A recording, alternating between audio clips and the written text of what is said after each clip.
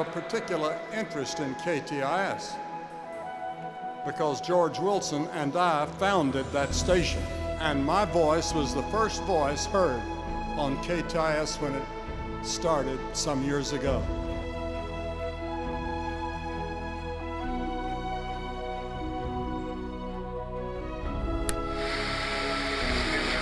Gathered this afternoon in Memorial Chapel here in Memorial Hall at the Northwestern School for the dedication program of radio station KTIS. We deeply appreciate all the letters that have been received in the past week. And so it was. The beginning of Christ-centered radio in the Twin Cities on that momentous day in 1949.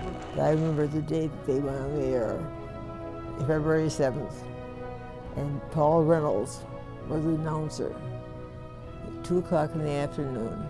He said, "Good afternoon, this is radio station KTIS." And those were wonderful words to hear. Good afternoon, this is station KTIS, the radio voice of Northwestern Schools, signing on the air. This radio station that we're dedicating today to the glory of our Lord Jesus Christ has been a miracle from the very beginning. We believe that it has been the work and the handiwork of our Lord God.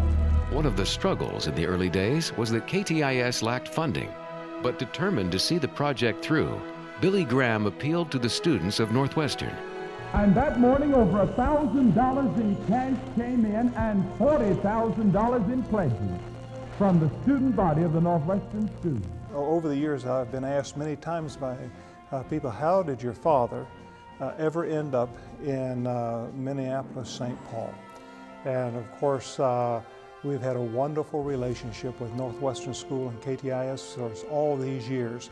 Of course, my father came to be president of the school, and he kind of chuckles when he talks about it, because he said, "I knew nothing about being the president of anything at that time." But God had a plan, and God used those early days in my father's life to prepare him for the ministry that he was calling him to. In the early days, KTIS operated from a temporary studio located behind the backboard in the gymnasium at the school. We had a lot of disadvantages. We had a lot of handicaps because of the facility. It wasn't soundproof, for one thing, totally. And so the main studio was vulnerable to outside noises. And so the secretaries would have to discontinue typing their IBM Selectrics when there was a live broadcast on the air. Despite early challenges, the station had an immediate effect on listeners. But the idea that there was a way to spread the gospel, not one person at a time, one-to-one, or in a church service, but radio would go out to people all over. You didn't know who it was going to. You didn't know where it was going to. So you could be home alone, you could be in your workplace, you could be a lot of different places, and all of a sudden you'd be confronted with the gospel. It was a station built on love of prayer. What a blessing this network has been to thousands of people. Only heaven will record the number of those who have been reached for Christ as a result of his message being carried over the airwaves. One of the founders, George Wilson, wrote a pledge, one which has stood the test of time. Our job is to dispense the world's greatest product with the greatest economy to the greatest number of people as fast as possible. Everything we do is directed to winning souls for Christ. George wrote that.